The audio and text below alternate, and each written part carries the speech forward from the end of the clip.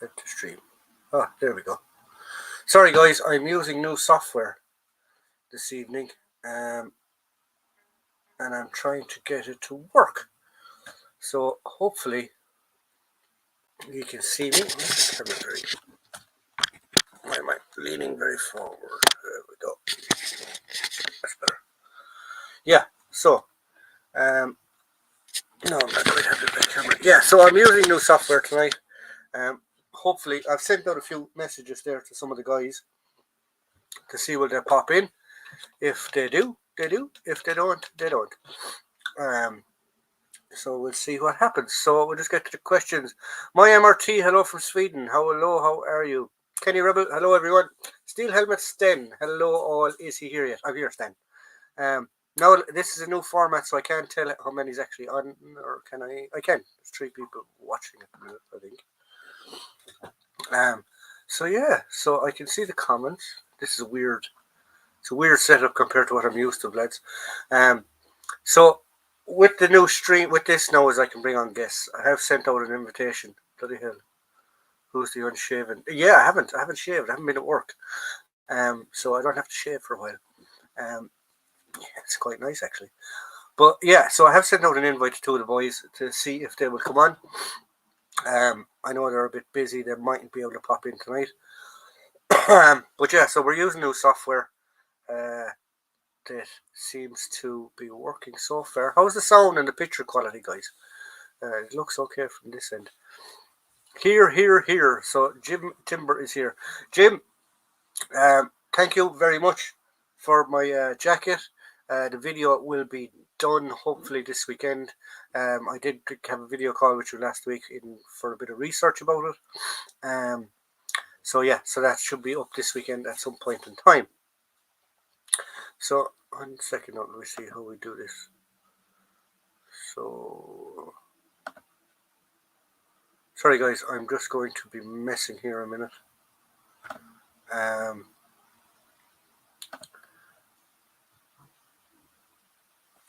Shall I see if I can get lads to come online? I don't know how it works because I'm new to this, but we'll figure it out.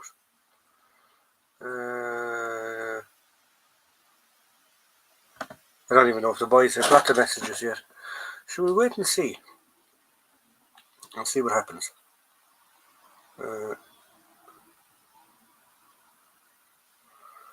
Andrew is online somewhere because he sent out my live stream feed to a couple of groups that I'm in. So if you see a lot of jocks start wandering in, drunken, disorderly, that's the boys.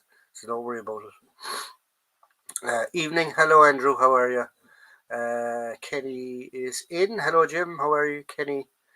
Everything sounds and looks great. Cool, perfect. It actually, the quality of the picture looks a bit better from here. So yeah, so we'll see what happens. I don't know if them 2 Jezebels have got the messages yet. They don't seem to have. So we'll wait and see what happens to them.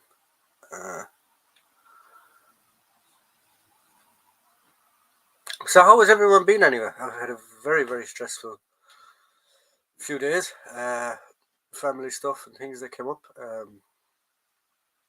Hopefully we're coming out the other side of it now.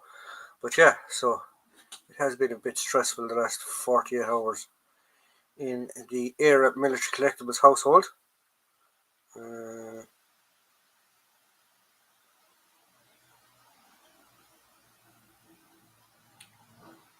So yeah. So how's everyone been, lads? Why am I the one that's doing all the talking? As always.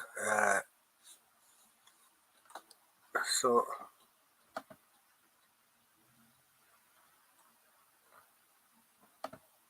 okay. Sorry, so I'm just trying to work out software as well here. If it's a bit of a bad stream, sorry to hear that, John. Oh, don't worry about it. It's okay. It's sorting itself out. All good. Just been a bit stressful the last 48 hours, but we're getting through it. We have it sorted. Not too bad, thanks. Hello, Kenny. How are you? I know one guy I haven't seen actually in a long time in the lives is Padraig. I wonder if he's okay. I must send him an email. during the week. Poor old Padraig. I like Padraig.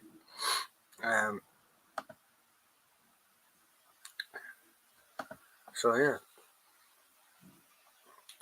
What about the swastika laundry? Yes, me and Stan. Stan actually sent me a video of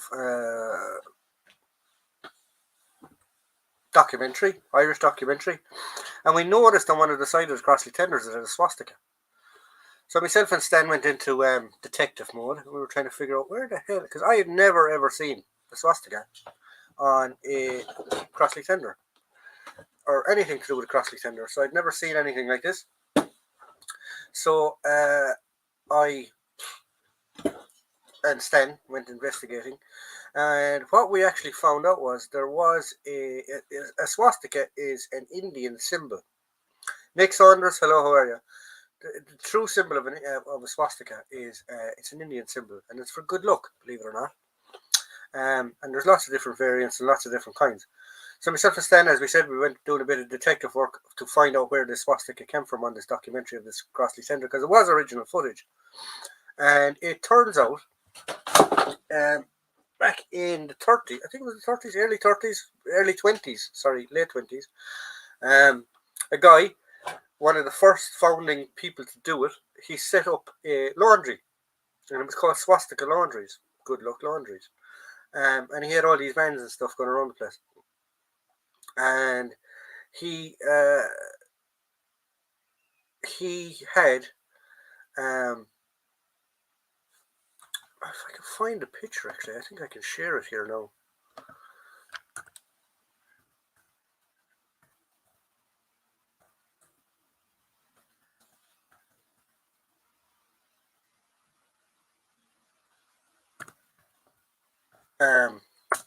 He actually had a swastika. Aha, I have it here.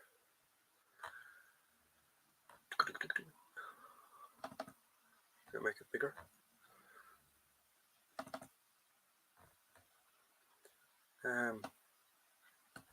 Can't seem to make it bigger. I'll find a good one. There we go. Yeah, so he had these red buses, red vans everywhere, with a big swastika on the side of it. And it was just interesting that myself and Stan found this. So if I can figure it out how we can do it, I should be able to let you see it. Because of this new software, I can actually put up pictures and things. 1 second there now. So we just do this way. Share. Share slides, extra camera, full video, slides. Does that work? No. Oh, I have to figure this out. But yeah, so I don't know how that works there, but I will figure out the software. Shalom, Herefordshire Regimental Museums. Actually, I must send you the link as Herefordshire Regimental Museums, because I sent you it as your Christian name. So yeah, so it literally had, it was a red van, swastika on the side of it, and it looked weird, to tell you the truth.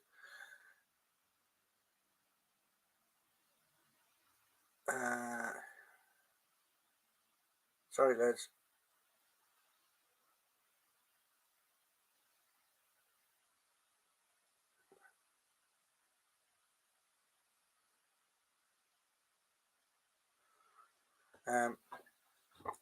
So yeah, so it looked weird, and it's literally a picture of a red van with a swastika on the side of it, and me and Stan were looking everywhere and anywhere for trying to figure out what the hell this thing was about, and we found it, and lo and behold, it was a laundry that was in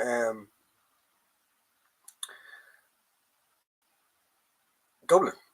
Sorry, guys. Sorry, I am so sorry about this, but I need to try and see if we can get these guys to come online.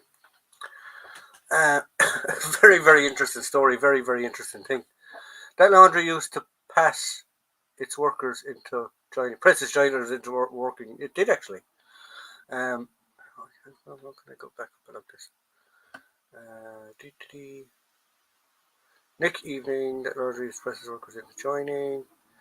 The US 49th Infantry Division pitch was also a swastika.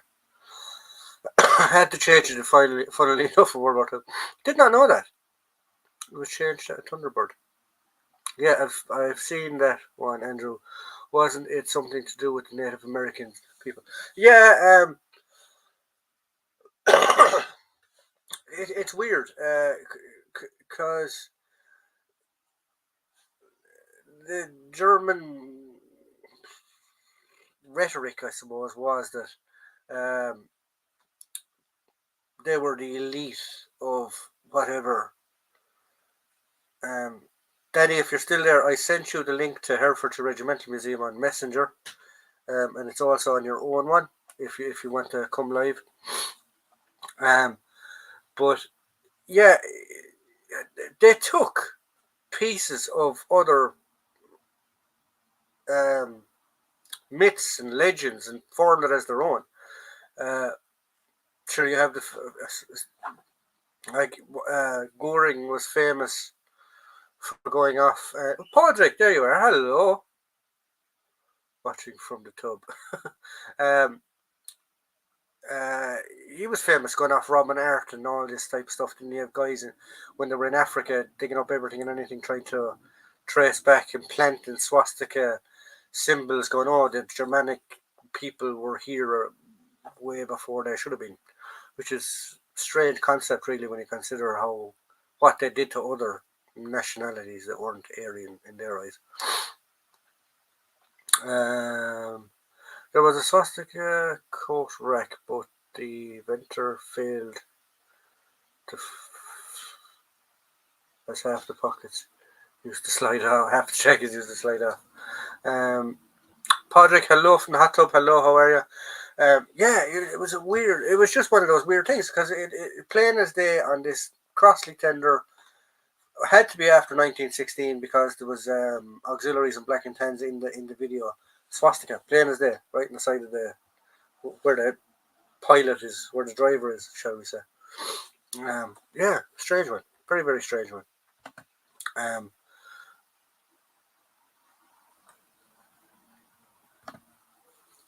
Goring was famous for sending the horn with the stomach as he climbed into his Mercedes. He was a Stan. I think Stan mentioned it before. He has his own, or somewhere in Poland, they found it. He has his own aircraft collection, and they found it on trains. Link doesn't work. Oh, 1 second there now. Maybe I need to do something.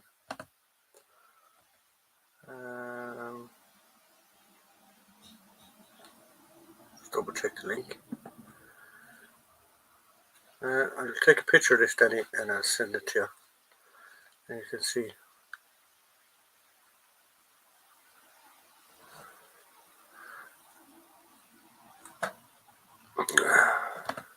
But yeah, so hopefully we'll get Danny online.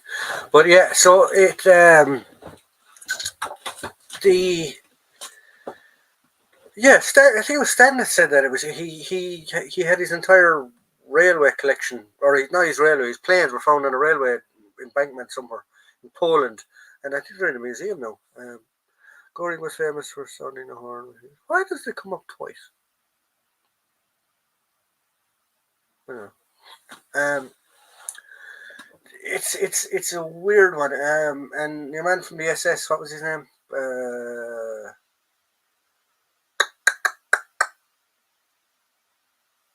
Oh God, I'm very bad with names today. Wasn't Goring? Hess. He was it was Hess. He was another lunatic that went off doing mental stuff, looking for justification of what they were doing, really. But yeah, strange one. The war room. Himmler, that's the lad. The war room will be getting changed in the next coming few days because work has gone hectic here, and we need the space here. So we'll still be doing live streams here, but a lot of the collection will be getting put in storage for a while until War Room Mark II. Sorry, this is War Room Mark II. War Room Mark III is opening. Living History UK. Living History UK is Steve Davis. So Steve, I'm going to send you a picture of a link, because I'm not 100% sure how this works yet. If you type this into your Yoki Me Bobby, you should be able to join the live. That's what it says, I get it.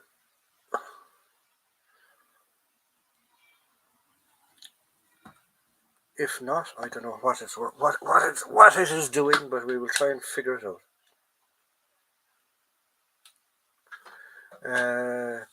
From Poland, everybody, time to crank open a bottle of local lager. I don't actually have any local lager with me at the minute. Got the link made setting up for 9 a.m. live, but I'll try John if I get all set up with that. No problem, Stephen, no problem. Yeah, so the war room shall be changed. How are you getting on, Daniel? Is it working? Is it not working? It says I can do it on Messenger if I know how to do that. We'll see how this goes.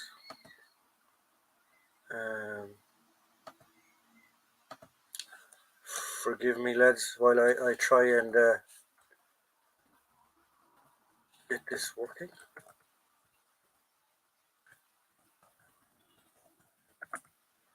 I can't even spell.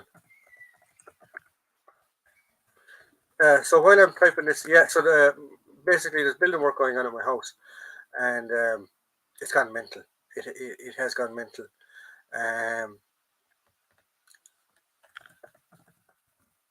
And we're trying as best as we possibly can to get everything done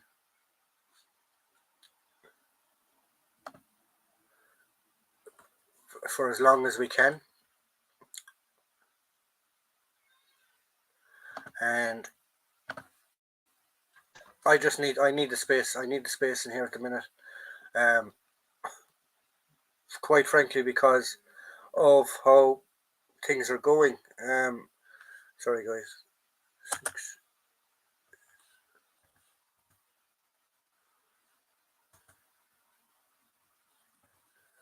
Does this work? No.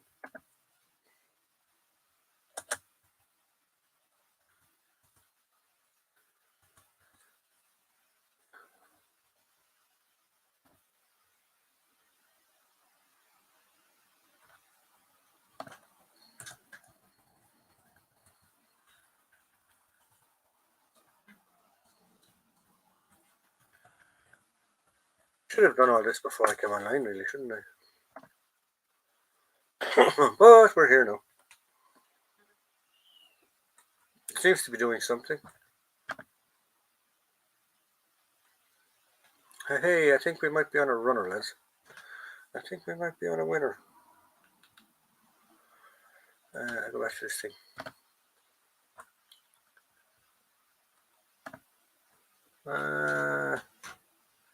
Seems grand to people in Leitrim. What seems grand to people in Leitrim, Bodrick?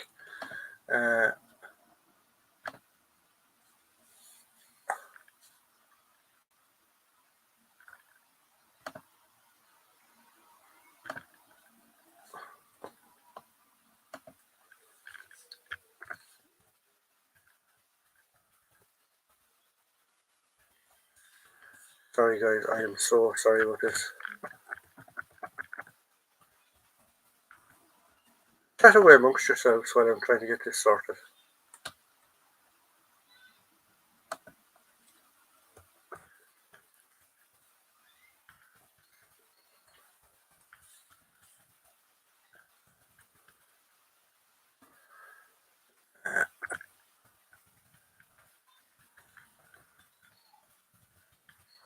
If anyone can tell, I can type. Ish.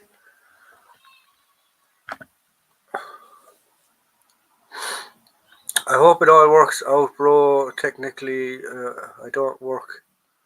I can't work it out. You need a young guy. Yeah, it's ridiculous, lads. If any of you know anything about Irish politics at the minute,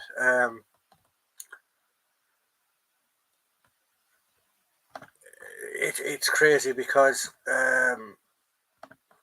they they brought out a budget here the other day, and it basically did not help one bit whatsoever with the supposed um, cost of living crap, um, because it hasn't helped anything. It has not helped a blind bit of difference. Um,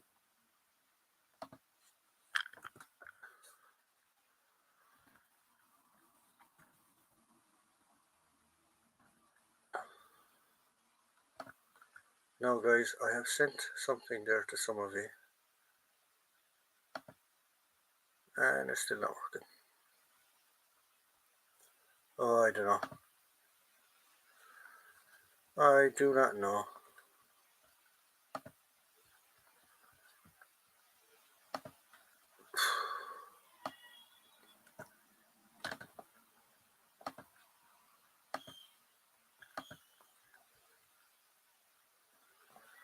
Oh, I'm going to pull my hair out now in a few minutes. Because why not?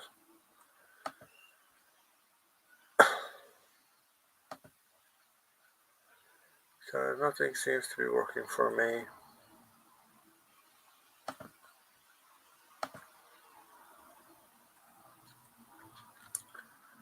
Oh, I don't know if we're going to be able to get anyone on the live stream tonight, lads, because it's just acting the complete and utter bejesus buggery, and I don't know what's the story about it.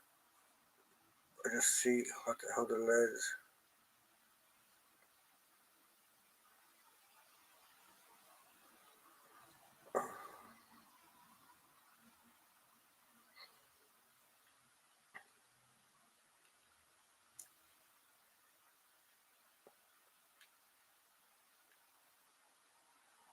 Guys, I'm so sorry about this live stream tonight. It's just not. It's not working because people aren't. This supposed software. I really should have sat down and had a trial run with the guys before we tried to get it working, but it's not working. So there we go. So, oh well. Hopefully the boys will get it figured. If they don't, they don't. If they do, they do. Um, what kind of jeeps were you driving around Ireland? Those jeeps weren't in Ireland. That was at a show in England, at the Victory Show. One of them, actually, I was hoping to get him on tonight. Danny Reese, he owns one of them, and the other one is owned by Dean. One is in 1942 Willys Jeep, and the other one is a 1943 Ford Jeep. Both original. Danny literally rebuilt his one in the last 4 months. Prior to Victory, he bought it, and it was a horrible navy colour, battleship grey. It wasn't even a battleship grey. John called the network administrator. Hey, look, you don't fire this out the window now in a few minutes. But yeah, no worries, John. Should be rehearsed. I rehearsed. Chillpox, bro. Nothing to worry about. Yeah. So we were there. I flew over to Birmingham. I got the train down then to meet Danny. Then we loaded up all the bits and bobs on the trailer and headed for the Victory Show. Sorry, we stayed. Did we stay? Yes. Actually, there was a bit of a cock up. Well, not a very small bit of a cock. Possibly quadric. I'm sure there's a zip on the lower leg, and I'll show you. I'll show there over the trousers. What happened was he was waiting on a part. There was a part that arrived last minute, and we were going to put it on. So the part was supposed to arrive Wednesday. I flew. Was it Wednesday I flew in, or was it Thursday I flew in? I think it was Wednesday I flew in. We were supposed to fit the part Thursday and drive up Thursday evening. We were going to go up Thursday evening. The part didn't arrive until Thursday at lunchtime. So we literally spent from from about 1 o'clock to 11 o'clock that night working on the Jeep and getting the part fixed and working and happy enough with it. Then we went so that was on the Thursday night. Literally, we had put fresh paint and stuff on it. So Friday, we had to check that the paint was dry, loaded it up on the trailer Friday morning, and we headed straight then to Victory Show. We set up, we were there early enough, and yeah, it was a great weekend. We met some nice people there. We got to do some unreal things. I can't remember, were we invited? It was a bit of a coup anyway. Other people asked to go to get pictures taken with the Dakota, and they were told no. The DC3. We managed to get out there. I can't remember, were we invited to go out to take pictures of it, or what happened anyway. We went out, we got pictures taken at the DC3, and we went on a jolly then pretty much. We went for a drive around the camp with the other stands, which you could do in the evenings. To just because we didn't have had a chance to look at many other groups at that stage, so we just took a jolly out. And as we were going around on that drive, we ran into combat dealers. If any of you know who combat dealers are, we ran into the main two characters of that and got our pictures taken with them. So yeah.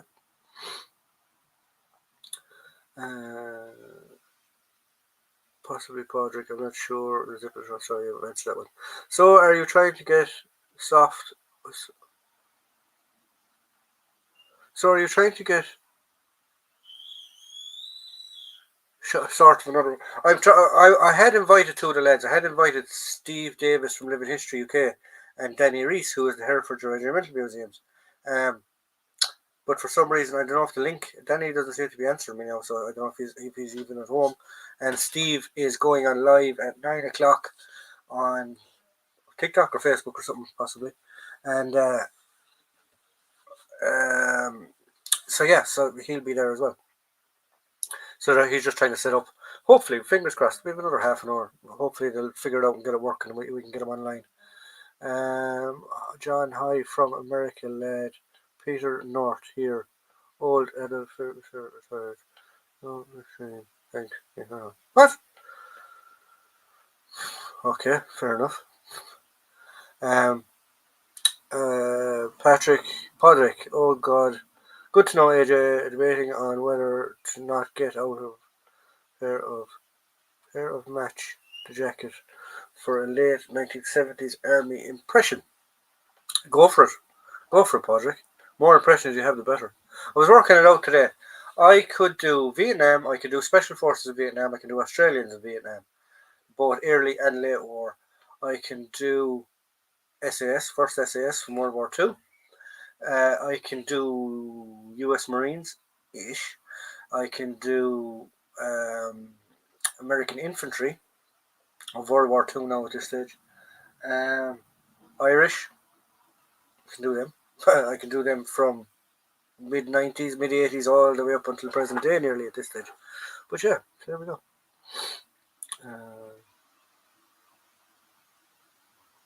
I did some research on Roger Moore. He served in the British Army, the Ryan Army from 1945 to 1948. Then he retired. He was the youngest captain in the British Army. Did not know that. Roger Moore. Roger Moore was in the Army, the Royal Army Service Corps and Combined Forces Environment.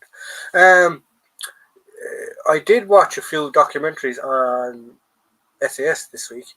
I watched one about the originals. Fascinating guys.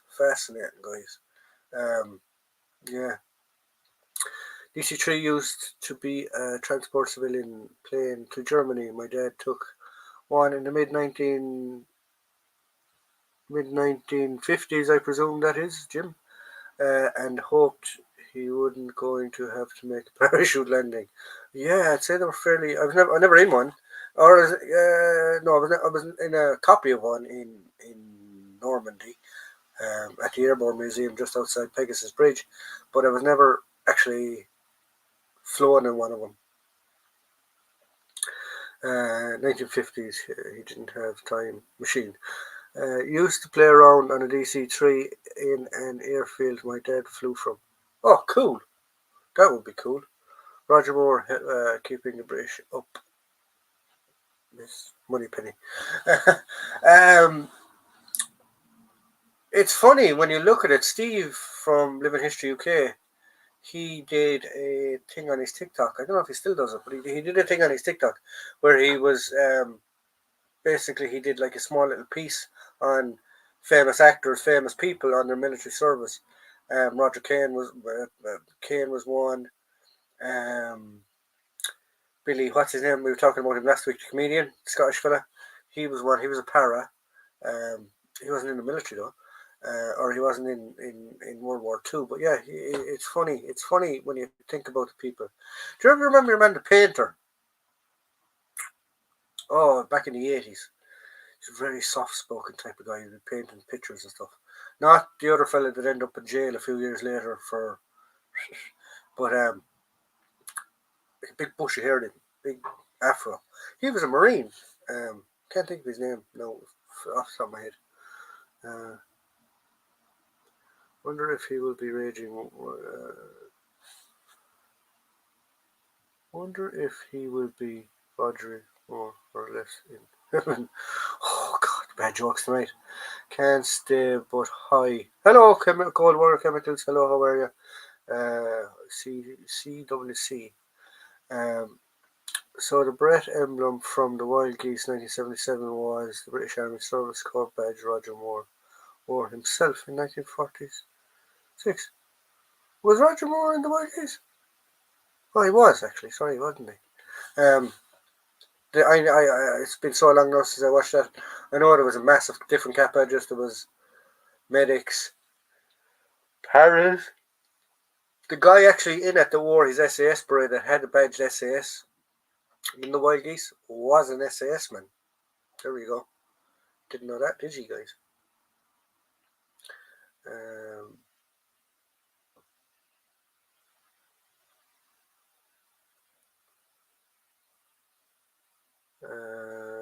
Interesting, Ralph.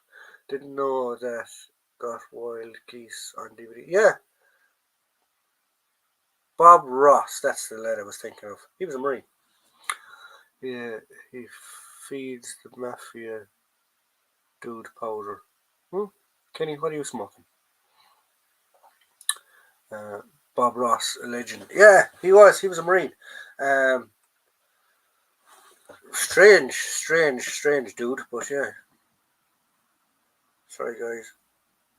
Looks like these lads haven't been able to get anything working. I don't know why. I don't know why.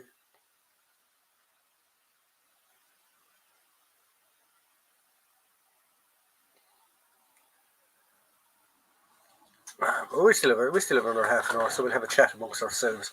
Other famous people that served in the military, obviously Kennedy, John F. Kennedy. Every president, I think, served in the military except for Trump, Obama, Clinton. I don't know if the new fella had it. He's old enough. He should have. Biden. Yeah. Like the Wild Geese too with Barbara more. It was there a Wild Geese too. I didn't even know there was a Wild Geese too. Let's go look it up. Actually, guys, if any of you can help me, myself and Danny, we were watching a video clip the other day. Well, actually, he sent it to me. He sent it to me about the SAS, first SAS, World War II. There's a video clips in that came from a documentary. Now, I can't remember the documentary off the top of my head, but it was about Penny Main. And we can't find the documentary anywhere.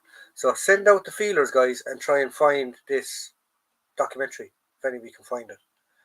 It would be greatly appreciated. Please. He learned how to paint in Alaska. He was in the air. Oh, it was the Air Force. I thought it was a Marine he was in. He was. I thought it was a Marine. Except Carter. Carter not serving the military well? I didn't know that. They were filming the SAS documentary near me at Ben's. Is that the new one? Rogue Heroes. There's a new one coming out now called Rogue Heroes. I believe it's Netflix that are bringing it out. I have seen the trailer for it, but an awful lot of people are giving out about the trailer because, in general, I know some of the people that were actually there as extras and stuff as well for the filming, and we're actually interested in seeing it because we believe it seems that there was a bit of Hollywoodness in it, so we're just wanting to see how much Hollywoodness is in the actual Rogue Heroes. Compared to the real thing, but we'll see what happens. I don't think it's out yet. I think it's still in the cutting room floor. Tom Hanks, I know, is doing one on Minute the 8th, which finished filming last year, I believe. So that should be fairly done enough. That was the BBC documentary about the SAS, the one with Billy Maxwell was good. Yeah, could you have a link to that? Because we can't find it anywhere, Ralph. We can't find it anywhere. And I can't even remember the name of it. But yeah, so I'm a bit disappointed now that the Reds couldn't get online. But sure, well, we have the software. I need to go. I'll go. I'll go check it out and see what I can do. 18 Moore was in the National Service in 1946. Commissioned into the Army Service Corps as a second lieutenant, later an officer in the Combined Forces eventually becoming a captain. Very interesting. BBC TV, BBC SAS Rogue Heroes documentary. No, I don't think that's it. I do not think it's the Rogue Heroes documentary. Call the BBC. I should call the BBC. SAS originally known, apparently now in Ukraine. The mysterious DPM-clad men. It would not surprise me. It wouldn't surprise me if there was some of them there. It wouldn't surprise me if there was Irish Rangers there. It wouldn't surprise me if there was special forces from anywhere else over there. It just would not surprise me. Black Ops and things like that, they do get around. They do their strange things.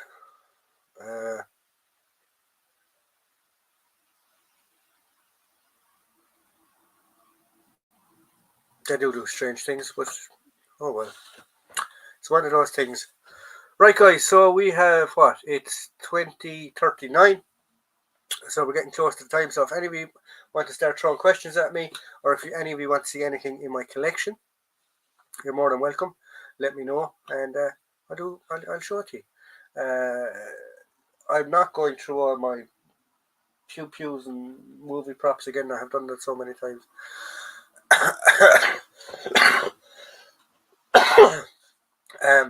But yeah, we'll get around to stuff. I have about at the moment. If I check my notebook, I think I have 11 or 12 videos on the way. So we'll wait and see what happens.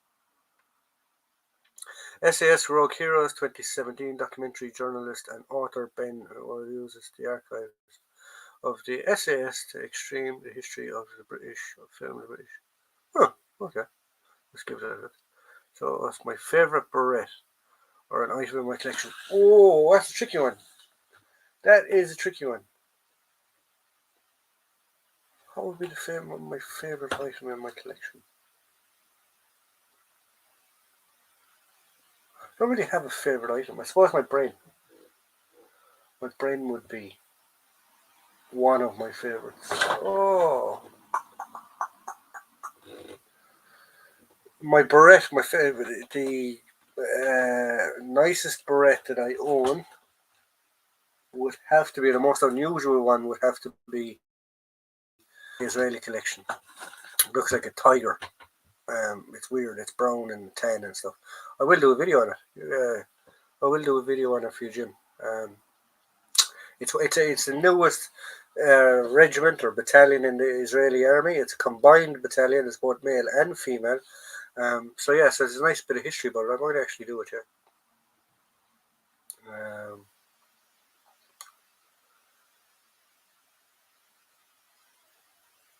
Yeah, so that'd be my favourite beret. Most interesting beret I have, I suppose, because I have a few others. I have a French Foreign Legion, 3-rep para beret. It's probably one of the only Special Forces berets I have, if you classify them as Special Forces.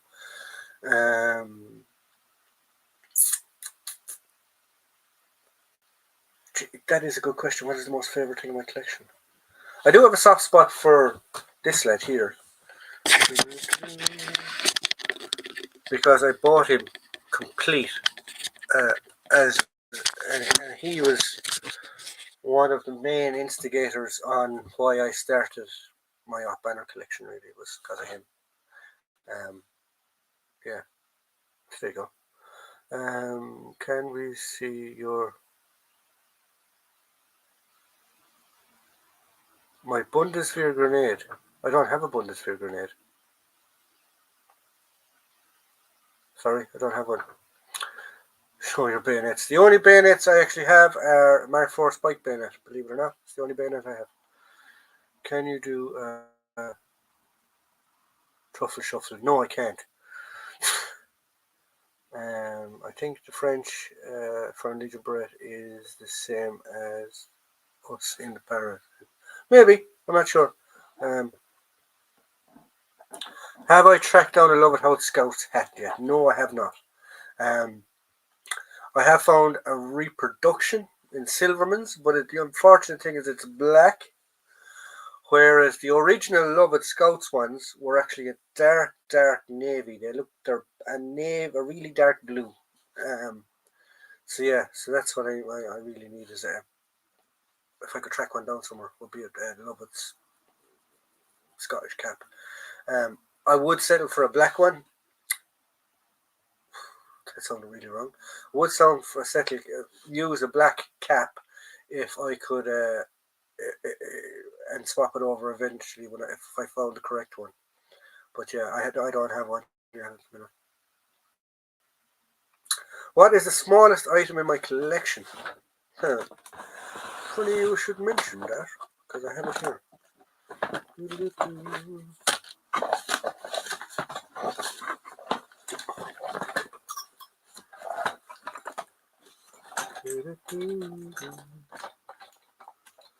Oh, that's all right.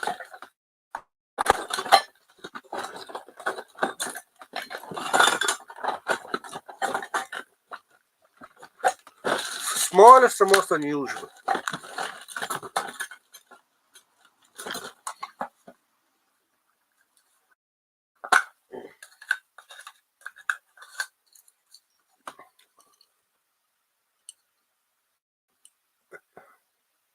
Let you guess first of all what it is before I tell you what it is. That's probably the smallest item in my collection. So can anyone tell me what it is? Wait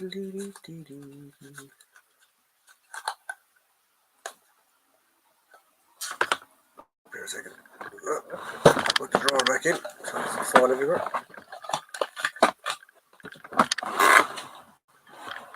Anyone, any ideas?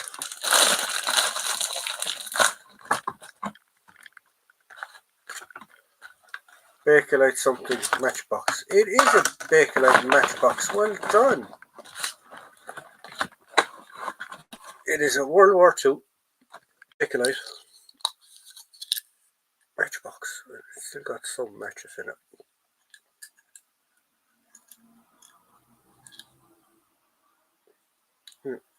So that's probably the smallest one in my collection.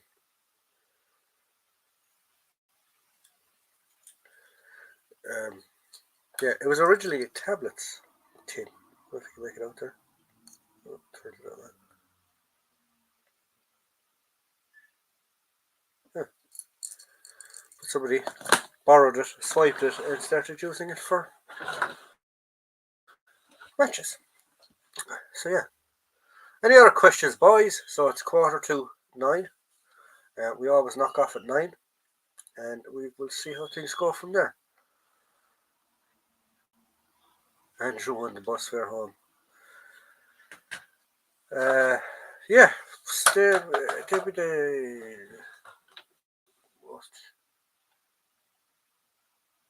I'm still trying to think of most unusual. What was it? What was the question that Jim asked?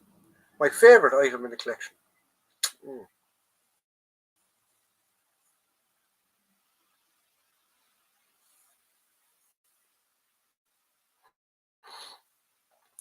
Any prospect of Ireland joining NATO? Not for the foreseeable future.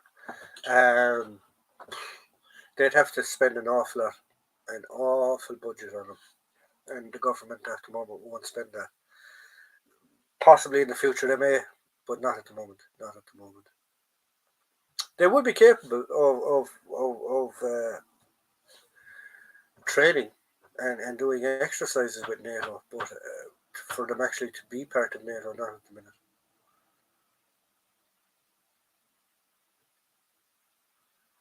Was the box of matches in possession of Montgomery during the war? No, it wasn't. It was not. It was not in possession of Montgomery. I'm trying to think then, like what? See, that's a good. Jim has me flustered now with that question. But what is my favourite or the best thing in my item, I suppose, or whatever you want to call it?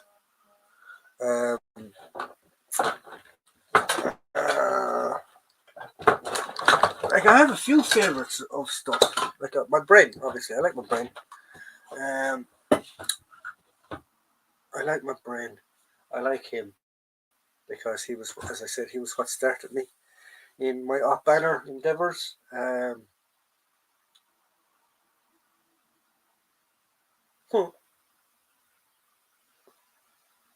My Vietnam helmet because it's iconic. It's the iconic thing when you think of Vietnam. Everyone knows what the helmets look like in Vietnam.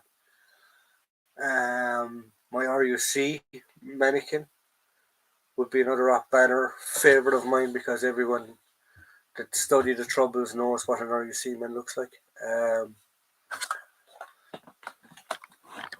So yeah. Any other questions, guys? Anything else? I found these as well actually the other day. I must get pictures framed from postcards. Anyone remember? Actually, this'll see how much you pay attention to me and how quick lads are at googling. Alright. This is a famous picture from the Troubles in Northern Ireland. It's known as the Battle of the Bogside. Alright. So that's the history of the picture. Right? Can any of you tell me who the guy in the picture is? Aha. If Gary Hall is on, he'll know straight away, but yeah. Haven't seen his name pop up yet, so I don't think he's on the line tonight.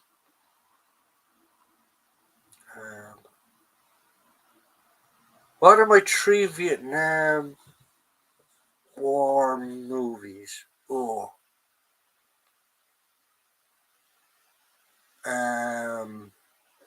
Has to be Platoon, has to be Full Metal Jacket. In what order, I don't know though, because they're both good. Third, whoa. I really like Danger Close. If any of you seen that new one, well, it's not new, it's a few years old now, about the Australians in Vietnam.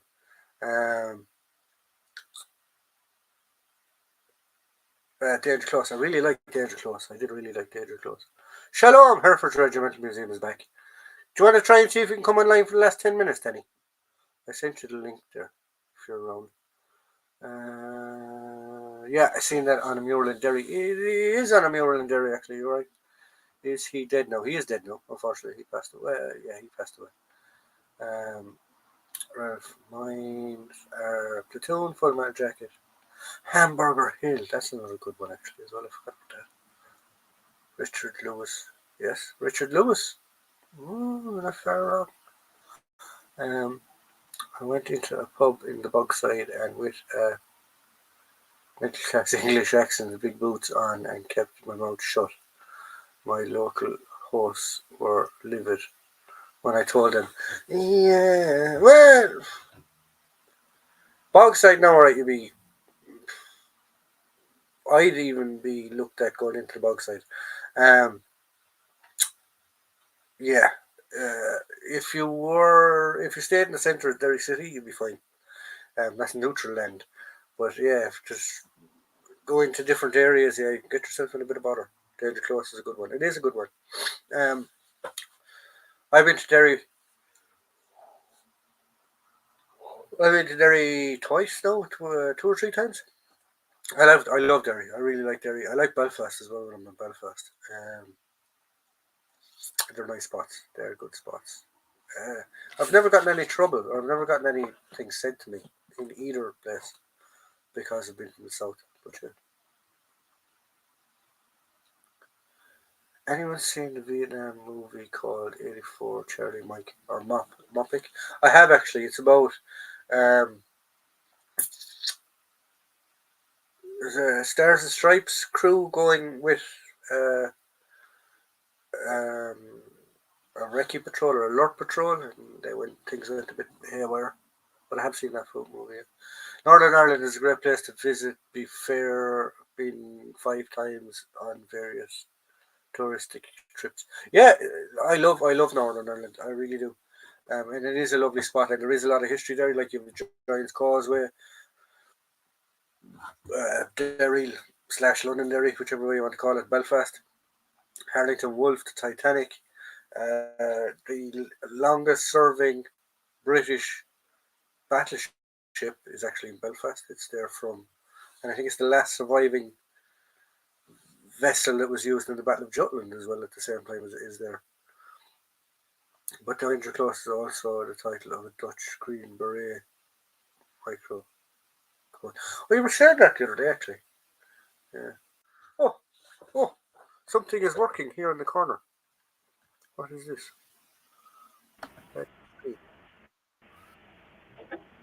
Hello, hello. It's very dark, Danny. Where are you?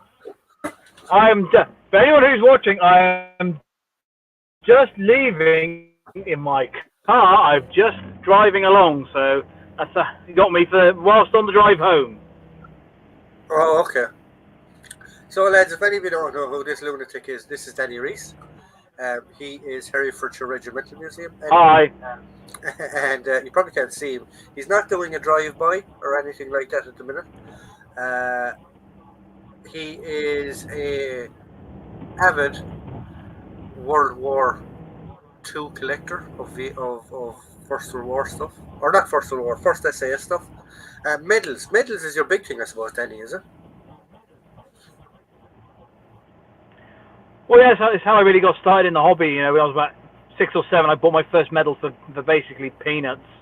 It's actually a fancy dress shop. It was in the display window of a fancy dress shop, and of course, you bought it for peanuts back in the a Second World War British War medal, obviously unnamed, just for a few pounds, and basically started snowballed from there. I started collecting anything and everything, and I've now found my rhythm, as it were. My collecting themes are the 4th and 10th Battalion of the King Shropshire's Light Infantry, which were territorial force units and later territorial army. But my main collecting area is the 1st Battalion of the Herefordshire Regiment, and it's later regiments, for example, the Herefordshire Light Infantry, but also going back into the Herefordshire Militia and the 36th of Foot. Yeah, so Danny, actually, if any of you seen the video that I did on Herefordshire Regimental Museum, that's Danny. He's the assistant curator of Herefordshire Regimental Museums, along with one of his titles. He's also you have a few titles, actually, don't you? I have many hats. Yeah. Yes. He is also affiliated with Living History UK. He's one of the research crew, one of the lads that tries to keep the other 3 out of trouble. It doesn't always work sometimes, but I'm just more like a community care project. Yeah, it is a bit like community care sometimes. Sometimes you actually feel like, especially with 1 or 2 of them, you feel like they're carer. Deer Yeah, Hunter, Hamburger Hill, or Platoon? Which would you pick, Danny? Hamburger Hill. Oh, okay. I thought you'd be a platoon man, though. Well, yeah, Platoon's all right, but if you want pure action, you got to go Hamburger Hill, haven't you? But then, see, Yes, my yes, yeah. interest in Vietnam, to really throw a spanner in the works, I understand the American contribution to Vietnam, but my main interest years ago, I still research it and still hold a lot of research material on it and artifacts, is the Indochina War with the French. For Really? example, if I anyone didn't know here, that.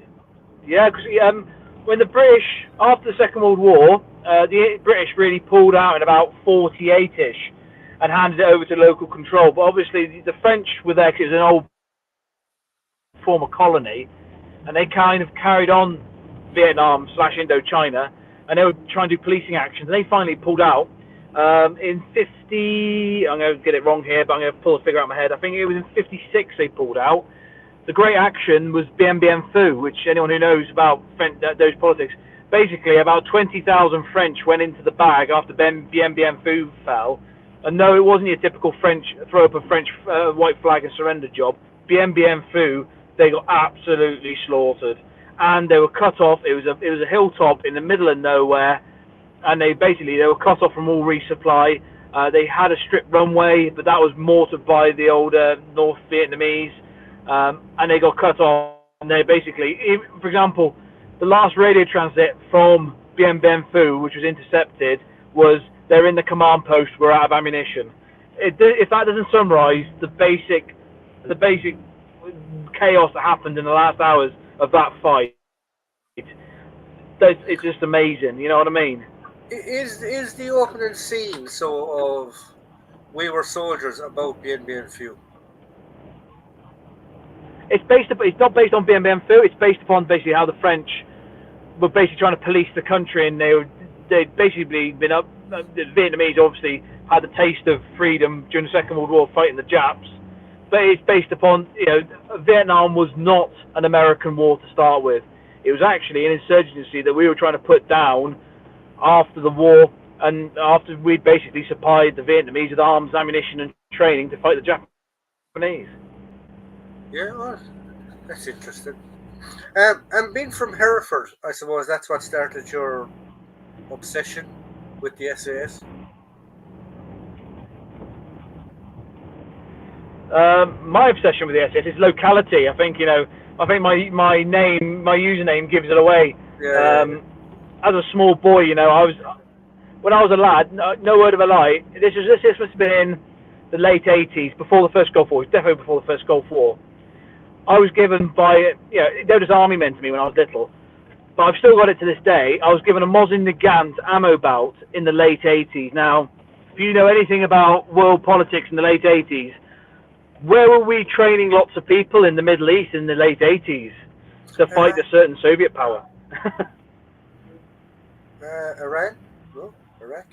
No, Afghan. If you think about it, the Oh U.S. yes, Special you Forces were. and British, yes, the British and American Special Forces were in Afghanistan in the late '80s, supplying Stinger missiles to the Mujahideen. Allegedly, Danny. Allegedly. Oh, allegedly. Yes, yes. For the purposes of the book, allegedly. But allegedly, I was given a dish dash hat and a Mosnigam belt when I was a toddler. So. Yeah. Check But out no, Weekly just Explorer channel. His dad was 22 SAS. Oh, okay. which what? Sorry. Just, now I'm just catching up on some questions here. The Iron Triangle 1989 with John Holliday was also a good movie. It's iconic that the A SAS. good one. Oh, A good sorry. one. Oh, you're talking about the movie. It's iconic that the Now, if you want to read, USA defined itself as a country that was battered from rebellion against the empire, yet it threw itself into maintaining French control of a colony. Yeah, that's true. Is Danny one of the old sidekicks from Combat Dealers? No, he's not. He might look like him, but he's not. oh, we'll move on then. I'm good friends with his son, and he knows he's quite happy to vocalise. those of you who know about early British Special Forces will know a certain name, and that was Hunter Choate. Brigadier Hunter Choate, I know his son really well, good lad. I went to school with his son, and when I was after school, after primary school, we went round the Brigadier's house. You know, as you do after school, we went round everyone else's houses, and I remember playing with Martini Henrys and Cider Enfields in the garden. You know what I mean? And I remember, for example, going in the garage and his son showed me his escape and evasion kit. It was just chucked in the garage, you know. But if you want to read, you see, that's the thing. That when you're kids, you don't realize, you don't have an interest in it. Because when I think of some of the stuff that I had when I was a kid, and I'm thinking back at it now, and I'm going, what was I doing? I can remember having a Brody helmet that we used to use as a frisbee. Oh yeah, You know, crazy. it's just, yeah. If any of our listeners or watchers want to actually read some fantastic British Special Forces and a bit of French Special Forces in there, read the obituary of Brigadier Tony Hunter Choate, because I knew, but he actually wrote my reference when I joined the RAF. I only realised later in life when I read his obituary, I was like, Jesus, what a... I'll summarise it for you quickly. He didn't he was an architect in training, so he didn't avoid, he was exempt national service. He was a bit annoyed about this, so he completed his apprenticeship and he ran away and joined the French Foreign Legion from London. So he joined the French Foreign Legion. This is when Algiers was kicking off. Oh, okay. He was a platoon commander in the French Foreign Legion, jumped from helicopters to recapture parts of Algiers, was awarded the Medal de Militaire and the Cross de Valeur twice. Which would be the equivalent of an OBE, no? Or no, it'd be a Victoria like Cross. the Victoria Cross is a lot higher. I think in the comparisons you look in your military medal, your Distinguished Conduct Medal, somewhere around there. Oh, okay, right. He then came back to the UK. He realised he was too old to join the British Army because he'd done his 8 years in the French Foreign Legion. He found a quote in the Queen's Regs that said that he could join the Royal Artillery at an older age. So he joined the Royal Artillery as a commission. He then transferred to the Gurkha Rifles, served in Borneo. Towards the end of his service in the Gurkha Rifles, he was invited to become a commanding officer of 2-1 SAS, the TA regiment. Okay, yeah, all right. How did you get invited to be the commanding officer? Because of what he did with the French Foreign Legion. Yeah, but I suppose, yeah. Tony being Tony, he said, well, no, I'm not going to wear their insignia if I haven't earned it. So in his 50s, or his late 50s, he completed selection. And then became commanding officer of 2-1 SAS. After his service with 2-1 SAS, he retired. Obviously, he got to his retirement age, so he was forced to retire. He was asked by the Sultan of Oman to become head of their special forces. So he was promoted from colonel to brigadier. So he's brigadier in the Omani special forces. He did that for a few years, and then came back to settle back in Hereford. You know, most special forces both live around there after they retire. But then a certain American, shall we say, a certain American team that have a Latin style name beginning with D. Oh, okay, yeah, them lads. Yeah. Asked him to go over and do training with them. So he was a sought after type of dude, so. But then he did training with them. But then also when the Iraq kicked off in 2003, he went over there with the UN to do the negotiation team. But honestly, I'm gonna have to skedaddle now because I have to go inside and do some stuff before bed. I'm in shift tomorrow. But honestly, if you've got 10 minutes or half an hour, Google Brigadier Tony Hunter Choate. Unbelievable bloke, and we miss him in a way because I still talk to his son. But if you want to hear a story that's totally right, but it's unbelievable, you know. And also, he was chair of the Beef Eating Society, so the chair of beef eaters. So he got around. So go on anyway. I know you have stuff to do, so go enjoy yourself, and I'll chat to you later or tomorrow or some point in time. We'll plan it next week when I'm off shift. I will do it properly with cameras and lights and all that type of good stuff, and not be sat in my Volvo on the drive. So. Very good, very good. Go on. So I'll talk to you in a while. Bye, everyone. Bye. I just got to answer some questions here now, and then I'm going to nod off. wasn't the first ever shot. It wasn't the first ever shot down with a Stinger missile done by the SAS. I'm sure I read that somewhere. I don't know. Danny should have answered that one because he would have known better, but not me. Do you see paranormals between the war in Indonesia, 1945 and 1949, with the Vietnam War? Yes, there was a lot of similarities. If you look into the history of it, even the Australians fought the war completely different than the Americans did. They fought the war like they had fought in Malaya and Borneo and stuff like that. And when you consider about it, they made their AO safe. Um, Literally, towards the end of their engagement, they could walk around their AO with nearly no rifles. And they did. It was that safe. Hats off to you for serving in the RAF. So, yeah, Danny is an RAF veteran, for those of you. My uncle was a wireless operator gunner in Lancaster. Yes, on Falklands D Squadron, Andrew. Is Danny a retired reenactor, or will he never participate as an extra in a World War II war movie? I don't know much about that. Danny's not retired from anything. Danny still participates in RAF in reenactments with us, very much so. He looks like we're in apocalypse now. He does actually. Cheers, bye, Danny. Andrew Johnson. Danny looked like Bud Spencer without the beard. Right, guys. So that's it. So the software does work. We figured out how ish works. I'll do some more looking at it during the week and see if I can figure out how it goes. So, guys, enjoy. Have a great weekend. Enjoy yourselves. Stay safe, and I will see you all same time, same channel next Friday, 8 o'clock. Have a good one, guys.